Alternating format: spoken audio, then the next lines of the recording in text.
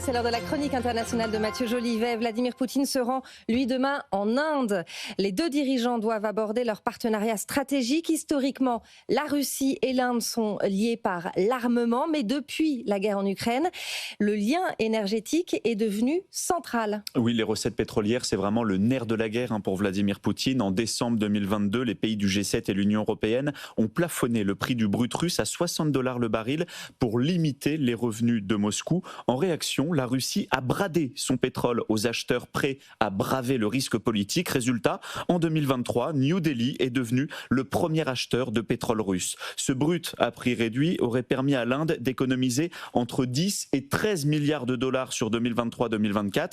Le débouché est colossal pour Vladimir Poutine. Avec la plus grande population du monde et la 5e économie mondiale, l'Inde doit importer environ 85% du pétrole qu'elle consomme. Oui, mais attention, ce nouveau lien énergétique entre l'Inde et la Russie, il est scruté de très près par les Occidentaux. Oui, et dans son 18e paquet de sanctions adopté l'été dernier, l'Union européenne interdit d'importer dans des produits pétroliers raffinés, des produits pétroliers raffinés à partir du brut russe. Cette mesure, elle rentre en vigueur le 21 janvier prochain.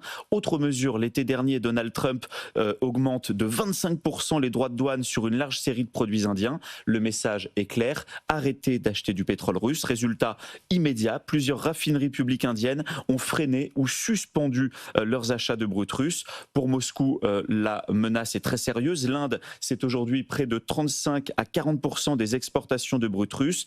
Plusieurs think tanks estiment que la Russie pourrait perdre des dizaines de milliards de dollars de recettes pétrolières. Et au cœur de la rencontre demain avec Vladimir Poutine, il y a le secteur de la défense. Oui, l'Inde est le premier importateur d'armes au monde et son colossal arsenal est en fait un héritage de l'ère soviétique. Cette histoire, elle commence dès les années 50, quand New Delhi achète ses premiers hélicoptères et avions russes pour surveiller l'Himalaya, une zone sous tension permanente avec le Pakistan et la Chine. Déjà, la CIA l'avait d'ailleurs anticipé. Un rapport déclassifié de 1986 expliquait que la moitié des avions de combat indiens seraient soviétiques à la fin du siècle. C'est exactement ce qu'il s'est passé.